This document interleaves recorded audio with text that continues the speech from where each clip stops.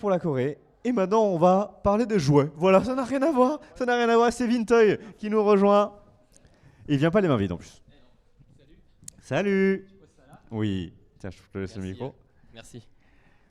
Donc Mathieu, c'est ça? C'est ça, Mathieu. Ouais. Voilà, enchanté. Du coup, bienvenue. Première Merci. fois avec Anjou Pop Corner. Ouais. Premier hashtag festival pour toi aussi. Ouais, exact. Voilà, tu fais Ouais. beaucoup comme ça de conventions ou autres, Alors beaucoup non, mais j'en fais quelques-unes et puis c'est toujours sympa de venir. de En tout cas, rencontrer. celle-ci a l'air vraiment très très bien. Donc, Très bien. que Tu je as fais, déjà mais eu quelques abonnés, quelques retours, ouais, vraiment quelques retours et puis surtout l'organisation, le staff, tout ça, c'est vraiment aux petits oignons. Donc en tout cas pour les invités, c'est vraiment très très cool et je crois que pour les visiteurs aussi parce que Oui, je il pense y a du aussi. monde et je vois tout le monde avec le sourire. Donc C'est ça. non, c'est très sympa. Vraiment, Très sympa. Très bonne journée. On va remettre un petit peu de contexte. Est-ce que tu peux nous parler de qui tu es, de ce que tu fais, de ce que tu proposes, de tes passions, forcément, vu que tu es quelqu'un de passionné. Exactement. Alors moi, en fait, tout a commencé il y a plus de 20 ans où je suis tombé en vide-grenier sur un lot de jouets de cheveux Zodiac. Ok. Et moi, étant enfant, j'avais ces jouets, je les collectionnais un petit peu déjà.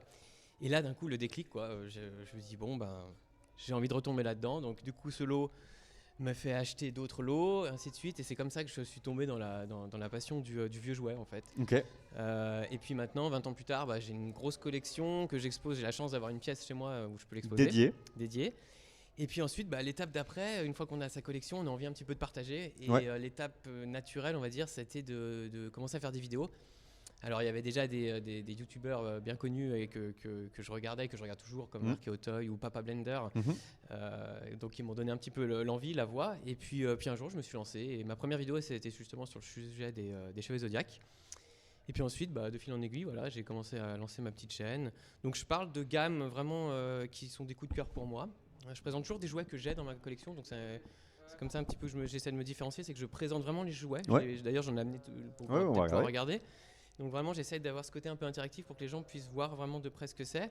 Et puis surtout, le mot d'ordre, c'est la nostalgie, essayer de replonger les gens dans la nostalgie des années 80. C'est ce que tu dois avoir. Ton public aujourd'hui, c'est quoi? C'est beaucoup de gens qui ont grandi aussi avec ces jouets-là? C'est ça, c'est beaucoup de gens. Et tout à l'heure, je regardais, c'est marrant parce qu'il y a beaucoup de parents qui s'arrêtent à mon stand en disant « Ah, mais ça, j'avais. Ouais. » Et du coup, les enfants, ils découvrent aussi en même temps. Il y a un vrai échange. Il y a un vrai échange de génération. C'est ça que j'aime bien. Il y a des jouets aussi qui reviennent. Voilà, donc ouais, on va peut-être en parler tout à l'heure, mais il y a beaucoup de gammes qui sont vraiment des gammes phares des années 80-90 qui reviennent en force. Goldorak, les Maîtres de l'Univers, c'est des choses qui reviennent beaucoup en ce moment. Et finalement, on n'invente plus grand-chose maintenant. On réutilise beaucoup de l'existant. Oui. Dans plein de domaines, finalement. C'est ça. On fait des remakes, des remasters, des machins, et même les jouets. Voilà. Exactement. Donc moi, c'est vraiment la nostalgie. Puis dans mes vidéos, j'essaie de mettre un peu d'humour. Enfin, après, l'humour, c'est propre à chacun. Mais voilà, j'essaie de faire ça dans la bonne humeur, la détente et tu fais ça de la bonne nostalgie. Aujourd'hui, tu fais ça tout seul. C'est-à-dire que tu te filmes, tu fais ton montage, tu fais tout seul. Ouais, c'est vraiment et tu continues à chercher des jouets, à aller sur les vides-greniers. Ouais, il y a toujours la quête du fameux. Parce qu'à un moment donné, on se dit, bon, là, j'ai plus de place, il faut que j'arrête de collectionner. Je crois que tous les collectionneurs, c'est pareil, que ce soit jouets, jeux vidéo ou autre. Puis il y a toujours le petit truc en plus. Ah, mais ça, j'aimerais bien. Donc c'est sans fin une collection. T'arrives à vendre des fois des trucs en disant, bon, ça. Oui. Alors si, je revends. C'est aussi un peu le principe, c'est que j'ai aussi un site internet où je revends. Je fais de la vente justement des gammes que j'ai arrêtées, des doublons, pour permettre de financer ma collection. Comme ça s'autofinance. Ça fait une boucle et voilà. Exactement. Okay. Aujourd'hui, c'est pas ton activité principale. T'as un métier à côté. J'ai un métier à part. C'est vraiment de l'amateurisme et du plaisir et de la passion. Exactement. Ok, donc on se retrouve sur YouTube, c'est Vintoys. Vintoys, sur TikTok aussi. Et puis les réseaux Instagram, Facebook. Voilà. Alors, est-ce que tu veux nous montrer quelques petits objets? Sûr, avec plaisir. Alors, bon, ça c'est la petite peluche que. Moi je la connais pas celui-là. Tu connais pas? Non. Donc ça s'appelait les Popols. Ok. Alors c'est peut-être plus les petites filles qui avaient surtout joué avec ça dans les années 80-90. Donc c'était des peluches toutes mignonnes. Et puis l'avantage c'est qu'en fait elles se transformaient entre guillemets. Parce que dans les années 80, il y avait beaucoup cette mode du jouet 2 en 1. Transformation. Et puis ces petites peluches se transformaient en boules comme ça, tout simplement, qui rebondissaient. Et ça a vraiment fait un tabac, ça a fait un carton. Dans toutes les chambres, on en trouvait. En tout cas, voilà, comme je dis, surtout peut-être les plus petites filles. Et pareil, ils en ont ressorti il y a quelques années. Mais avec ça c'est un d'origine. Il est de quelle année celui-là? C'est tout d'origine. Je crois qu'il est de 83 ou 84. 83, ouais, d'accord. Ouais, tout ce que j'ai, c'est d'origine. J'arrive plus à voir parce que l'étiquette elle est facile. Ouais, c'est ça. Tout ce que j'ai, c'est effectivement des éditions d'origine. Ouais. Donc voilà, ça c'est le Popols. Il y a Super Canard qui dit qu'on est jeune. Ah ouais, Super Canard qui est mon poteau qui est passé tout à l'heure. D'ailleurs, on a aussi ouvert une petite chaîne secondaire les deux. On en a parlé, c'est ça, tout à fait. Voilà, exactement. Où vous parlez d'autres choses. Ouais, on parle d'autre chose, exactement. Dans les jouets aussi, un petit peu de films. Alors, Voilà. Bon, alors ça, en plus, c'est d'actualité, parce qu'il y a le film. Il y a le film Troll, mais effectivement, les premières figurines, ça date pas d'aujourd'hui, donc c'était ces petits bonhommes avec ses cheveux tout mignons, tout longs. Que tu coupes et qui repoussent jamais. Ouais, exactement. Donc les trolls. Alors ça, je sais pas si ça parlera à certains garçons. Je sais pas de quelle année t'es, hein. J'ose pas le demander, mais, je suis de 93 moi. Ah ok, d'accord. Mais alors, t'as peut-être connu, ou en tout cas si t'avais des frères et sœurs un peu plus grands, ça c'est la gamme de jouets masques. Okay. En fait, pareil, typiquement dans les années 80, le jouet de en un. Donc là, on a une voiture, et puis quand on appuie là sur le mécanisme d'action, on a les ailes qui s'ouvrent un peu à la DeLorean. Et ça, c'était la marque Kenner, qui est une marque très connue pour avoir fait des figurines Star Wars, par exemple, qui a lancé ça. Et il y a eu un dessin animé qui a été fait, Masque, pour lancer les jouets, parce qu'à l'époque, c'était aussi une stratégie marketing d'ouvrir, de créer un dessin animé pour... Je crois que même pas qu'à l'époque, parce que là récemment j'ai regardé des trucs, tout ce qu'il y a eu, Beyblade, Scan to Go, Yokai Watch, machin. Exactement. On fait un dessin animé pour vendre le truc. Exactement. Parce Parce qu'on pouvait pas faire trop de pub pour les enfants, la meilleure pub c'est le dessin animé. Donc voilà, avec des petites figurines qui avaient justement des masques qu'on pouvait retirer. Un petit objet qui est tombé. Et c'est ce qui a fait un petit peu le succès, c'est que voilà, le jouet 2 en 1 qui était assez prisé à cette époque. Bon, parce que là Voilà, bon, j'allais dire que les jouets étaient hyper solides à l'époque. Alors, en tout cas, quand on les voit comme ça, ils font quand même. Il y a plein de petites pièces, de petits détails, machin. Alors que maintenant, on a plus l'impression que c'est un gros moule. C'est ça. Et qu'il n'y a pas vraiment de. Voilà. Et puis tu avais aussi surtout le côté, à l'époque, il y avait beaucoup de métal et plastique, le die-cast qu'on appelait. Là, il y a même, toi, t'as le sticker des tableaux de bord et tout. Voilà. Donc les matériaux étaient un petit peu différents de ce qu'on utilise maintenant. Et c'est vrai que c'est des jouets qui ont plus de 30 ans et qui sont encore en bon état et solides, quoi. Après, on a ça qui est assez culte aussi. Alors ça va peut-être parler à des Merci gens. pour le sub-gift Super Canard. Ah. Donc ça, c'est le fameux... le maître de l'univers. Les maîtres de l'univers, Musclor. Donc là, on est en plein dedans aussi avec une nouvelle gamme qui est ressortie de jouets. Mais voilà, j'ai fait tomber l'épée. Donc voilà, le Musclor avec son tigre de combat. Donc ça, c'est la marque Mattel qui avait sorti ce jouet. Alors, il y en a beaucoup qui pensent que le dessin animé et les jouets, et en fait non, c'est l'inverse, c'est d'abord les jouets et après la version, tous les dessins animés qu'on a vendus. Après le dessin animé pour vendre les jouets. C'est ça. Parce que les petits garçons, pour qu'ils aient envie d'acheter toutes les figurines, il fallait qu'on crée un peu le monde, l'univers, et puis ça rien de mieux que le dessin animé. Et du coup après les petites filles avec She-Ra. Et après, exactement, exactement, parce que les petites filles en voulaient aussi des maîtres de l'univers, et les petits garçons voulaient pas prêter leur maître de l'univers à leur sœur, donc ils ont inventé She-Ra. Et juste pour la petite anecdote aussi, il faut savoir qu'à la base, Mattel, les premiers prototypes des figurines des maîtres de l'univers, c'était dérivé de l'univers de Conan le barbare. Ils devaient faire des figurines du film de Schwarzenegger, et finalement ils ont malheureusement pas eu les droits pour une histoire de droit, donc ils se sont dit on a déjà les concepts, il est blond. On va le mettre en blond et puis ce sera un barbare mais qui s'appellera Musclor. Donc voilà la petite anecdote par rapport à cette gamme de jouets. Qu'est-ce que j'ai amené d'autre ? J'ai amené aussi ça, peut-être qu'on peut montrer, donc forcément ça aussi. Donc, alors ça oui. Voilà, le premier Optimus Prime, donc de la gamme Transformers. Pareil, Transformers, tout le monde connaît parce que ça a traversé les années. Il y en a encore maintenant, c'est plus les mêmes. Et ça, c'est ce qu'on appelle le G1, donc la génération 1, le tout premier Optimus qui est sorti. Le robot, camion qui se transformait. Pareil, die-cast, donc métal et plastique. Et un jouet qui se transforme en robot et en camion, donc le 2 en 1. Et voilà, je crois que l'histoire derrière les Transformers elle est assez incroyable. Alors je sais plus exactement les détails, mais je sais pas si tu avais suivi l'histoire de Spider-Man au Japon. Ah oui, avec son robot Transformer. Avec le robot Transformer qui a inspiré finalement Marvel du coup et c'est juste incroyable. Et en fait c'était les Japonais avec les mechas qui finalement qui étaient fans de mechas exactement. Et voilà, les robots Transformers, bien évidemment ça vient du Japon, enfin en tout cas c'est l'inspiration, c'est l'inspiration nippone avec les mechas exactement. Donc voilà, on a ça. Mais il y a des trucs, même aujourd'hui, les derniers Transformers, là, justement, on a vu Arkeo Toy là, récemment avec son méga Transformer. Son Jumbo, là, le Goldorak. Incroyable. Ouais, ça c'est pareil. Après, il y a des choses un peu. J'ai amené des gammes, parce que moi, ce que j'adore, c'est faire découvrir des gammes qui sont moins connues. Par exemple, il y a eu cette gamme de jouets qui est en fait Robin Hood, Robin des Bois. Le Prince des voleurs, donc le film avec Kevin Costner, ils ont sorti des jouets Kenner, alors qui a eu un petit succès à l'époque, justement qui a pas trop bien marché. On voit le logo Kenner, du coup maintenant une fois qu'on le voit, on se dit ah oui c'est vrai, on l'a vu partout. Exactement. Donc voilà, mais c'est pour dire que c'est un film qui est sorti à l'époque et puis ils ont fait quand même des jouets de ce film. Donc maintenant je sais que c'est un petit film que les gens aiment bien. Et il y avait des gammes de jouets un petit peu de tout ce qui sortait à l'époque, ils essayaient de le mettre en jouet quoi. Et ça, à quel moment tu trouves ça en boîte comme ça? Alors ça c'est Ça, maintenant, il faut dire que ça devient un petit peu plus compliqué à trouver. Donc, c'est soit on passe par des sites comme eBay, des sites d'enchères. C'est déjà un collectionneur, quoi. C'est un collectionneur. Après, le meilleur moyen, moi, comme je dis toujours, c'est le réseau, c'est-à-dire son propre réseau. C'est acheter entre collectionneurs. Finalement, c'est un petit monde, on se connaît un petit peu tous. Et c'est vrai que les belles pièces qui sont un peu rares, qui sont difficiles à trouver, on les trouve plus avec les et toi, tu vas choisir, tu vas dire, ok, là je vais me focus sur cette gamme, et du coup, avec un autre collectionneur qui lui n'en veut plus forcément. Exactement, effectivement, il y en a qui sont spécialisés dans des gammes. Donc, mais moi, je marche vraiment au coup de cœur, c'est-à-dire que dès qu'il y a quelque chose qui passe, qui me tape à l'œil, je marche un peu comme ça. Puis là, tu te dis, toi, par exemple, Robin des Bois, peut-être que le film, tu avais un souvenir, tu dis, ok, c'est cool. Oui, en plus, c'est ça. C'est un des premiers films que j'avais vu au cinéma quand j'étais gamin, je me rappelle, il m'avait marqué. Donc, du coup, c'est pour ça que cette gamme, même si les jouets sont peut-être pas super dingues, mais au moins, c'est le côté nostalgique, quoi.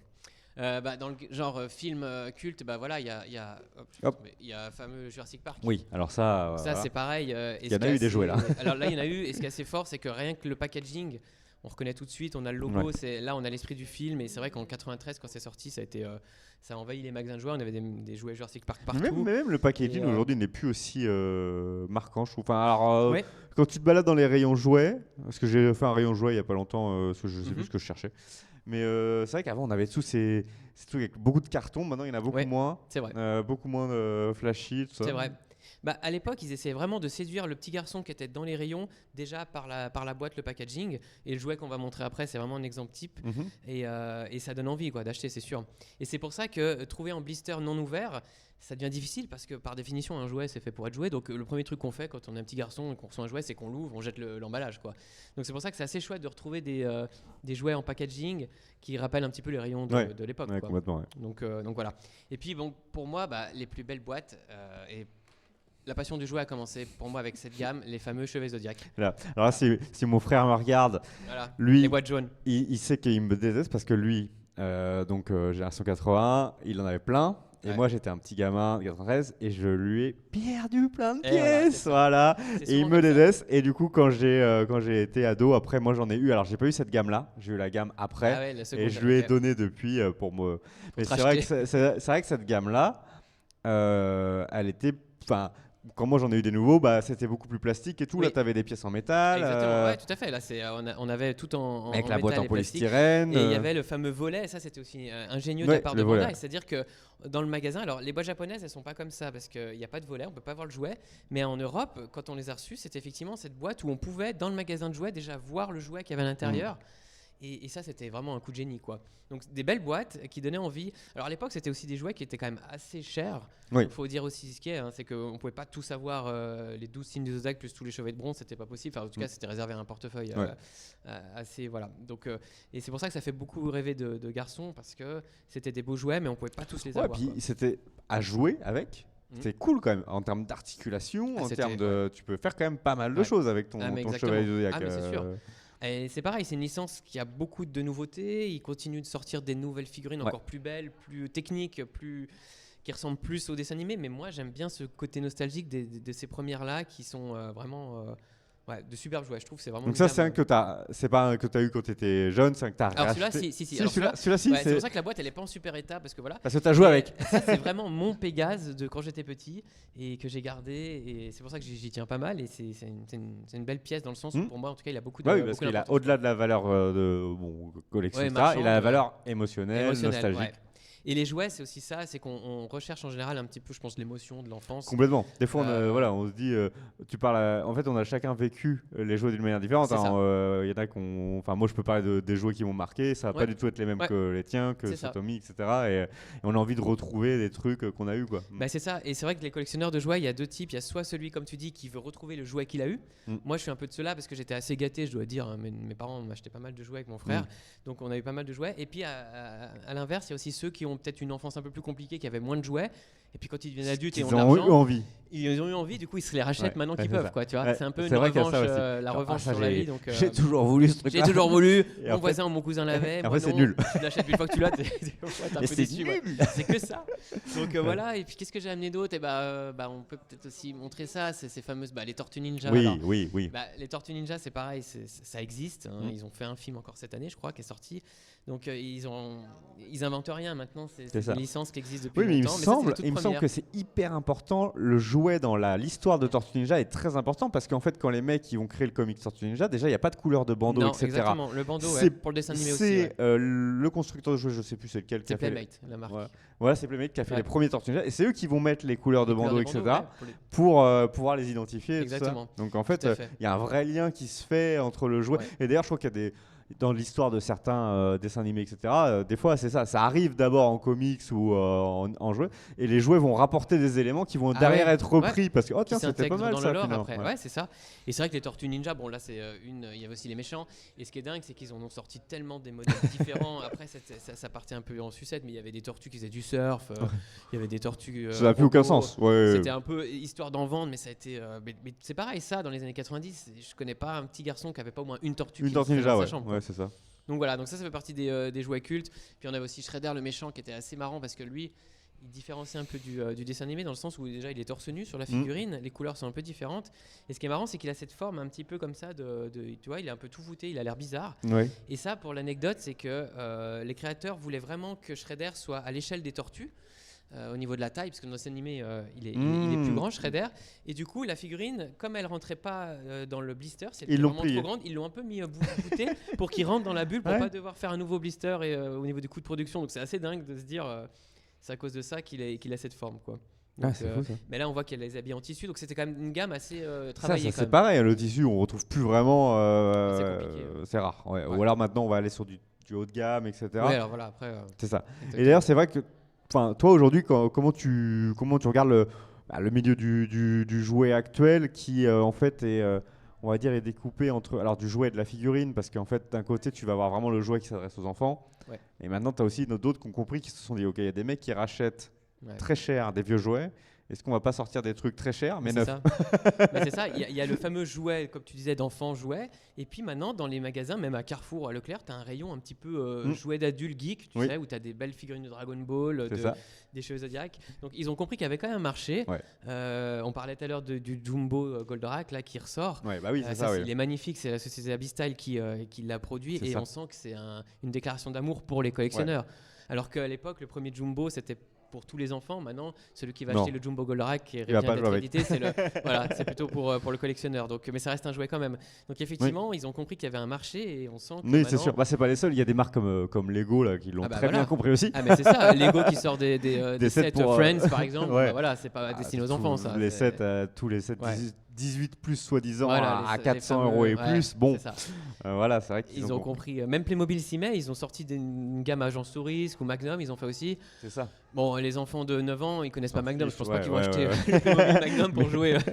C'est ça. Encore le Naruto, oui, mais Naruto, mais c'est vrai que le Magnum, non, il y a vraiment. Donc c'est vrai que il y a une stratégie. C'est là où ils vont chercher là où il y a l'argent peut-être aussi. En fait, c'est ça. Oui, c'est ça. Et puis c'est vrai que tout ce qui est licence, on les vend un peu plus cher en général. Donc bon, il y a une manne financière derrière, clairement, quoi. Donc c'est ça. Voilà. Et toi aujourd'hui là, est-ce qu'il y a encore des choses vraiment des envies particulières, des gammes que tu n'as pas encore pu compléter à tes souhaits, ou là ça va, tu es plus maintenant dans le bonus? Ouais, non, alors il y a des gammes que j'ai pas encore attaquées parce que justement je me suis dit plus tard, puis finalement maintenant ça devient un peu compliqué. Par exemple, ils ont sorti une gamme qui s'appelle les Wheel Warriors, qui en fait ce sont les véhicules dérivés du dessin animé de Jace et les Conquérants de la Lumière. Je sais pas si tu te rappelles, avec les monstroplantes. Ça me dit c'est un vieux dessin animé, voilà. Et ils ont sorti à l'époque des véhicules, et puis c'est une gamme qui n'a pas non plus super bien marché. Puis maintenant, elle est un petit peu devenue culte. Et là, typiquement, c'est des jouets qui sont très difficiles à trouver. Et je m'y suis pas mis. Donc maintenant, si je veux m'y mettre, c'est compliqué. Voilà, faut un petit peu. C'est un peu dur à trouver, puis faut donner un petit billet quand même. Donc mais ce qui est bien dans la collection, c'est que c'est jamais terminé finalement. C'est ce sur une quête. Et le jour où j'aurais plus rien acheté, ce serait triste. Ce jour-là, j'espère qu'il va pas arriver. Donc du coup, voilà. C'est ce qui motive aussi, c'est de se dire. Puis après, il y a des jouets qui deviennent vintage tous les ans et d'autres qui reviennent, etc. Après, voilà. Et toi, en termes de création de contenu, du coup, comment ça va fonctionner? C'est-à-dire que tu vas, là, tu pioches dans ta collection, tu dis, tiens, aujourd'hui, je vais parler de telle pièce. Ouais, c'est un peu ça. Ou est-ce que c'est dans le chat, on t'a dit, tiens, on a vu dans ton étagère derrière, t'as ça. Alors, ça arrive, ça arrive aussi. C'est marrant parce que au départ, quand j'ai lancé la chaîne, j'avais 2-3 idées de sujets. Puis au bout d'un moment, je me suis dit, mais quand j'aurais parlé de ça, qu'est-ce que je vais dire, quoi. Je me suis dit, ça va s'arrêter. Et en fait, non. La créativité vient en faisant des vidéos, justement, des idées viennent. Et comme tu dis, il y a aussi des choses qu'on me suggère. Donc, du coup, par rapport à ça, effectivement, je nourris mon contenu avec des suggestions et puis des idées que j'ai, de dire, ah tiens, ça c'est une gamme qui est sympa. J'aime bien présenter des gammes qui ne sont pas très connues aussi. Je trouve ça sympa de faire découvrir aux gens. Robin des Bois, etc. Donc c'est un petit peu comme ça que je fonctionne, quoi. Ok, et merci d'être venu nous présenter tout ça. On rappelle, merci à toi. Alors ta chaîne principale c'est Vintoys. Et après du coup, alors juste un petit 2-3 mots donc, sur la chaîne secondaire, on en a parlé un petit peu avec Super Canard. Lui il nous disait, voilà, c'est un peu pour parler de tout le reste qui vous fait kiffer. Toi c'est quoi là, vos derniers sujets que vous avez traités? Alors lui il a parlé par exemple des dernières BD qu'il avait lues, qu'il avait envie de parler. Moi j'ai fait une petite critique de film que j'ai vu qui s'appelle The Creator, récemment au cinéma. Donc rien à voir avec le jouet, mais j'ai dit tiens, j'ai envie d'en parler. Là on va sûrement faire une vidéo sur ce week-end qu'on est en train de faire. Donc ça va être vraiment des sujets. J'espère que vous allez dire du bien de nous. Oui, t'inquiète pas. Merde. Non, il y aura des choses bien dessus. Donc voilà, c'est vraiment une petite chaîne bazar comme on dit, donc où on met nos idées qu'on a et des sujets qu'on a envie de parler, mais qui sont pas dans le thème. Donc ça c'est une collab du coup avec Super Canard. Est-ce que tu fais aussi avec d'autres qui sont dans le jeu? Alors t'as mentionné Arkeo, Papa Blender, etc. Est-ce que vous avez l'occasion des fois de vous rencontrer entre passionnés, faire des petits contenus? Oui. Alors on se rencontre souvent dans des conventions. Après on échange aussi sur les réseaux. Donc voilà, il y a effectivement des discussions. Enfin, en tout cas, j'aimerais bien un jour peut-être faire une vidéo avec eux. Mais il n'y a rien qui a été fait. Mais en tout cas, on est dans le même milieu. Y a pas on se connaît bien. On s'apprécie surtout. Donc c'est aussi cool, en plus on va dire que quand on est comme ça dans la nostalgie, dans le plaisir, c'est bon enfant et voilà, on se veut tous du. C'est l'esprit. Qu'est-ce qu'il raconte Super Canard Scoop? Je vais faire une vidéo sur les Smashing Pumpkins. Les quoi? Ah oui, c'est vrai que Julien va parler d'une vidéo il va faire sur le groupe les Smashing Pumpkins. C'est ça qui nous disait du coup. Il voulait parler de musique. Il est très fan de ça, donc voilà, il va en parler dans une et prochaine vidéo. Donc donc le tonneau et l'allumette, ça s'appelle. Alors je vous laisse décider de qui est le tonneau, qui est l'allumette du duo, hein, ça voilà. Donc voilà. Ok, et merci beaucoup Mathieu. Je t'en prie, merci à toi. Et puis on va te laisser en bas de ça. Et puis nous on va partir en pause si la régie est prête à partir en pause. Super. Et puis on se dit à très bientôt. Je te remercie, merci beaucoup. Salut, merci. Bon après-midi, merci.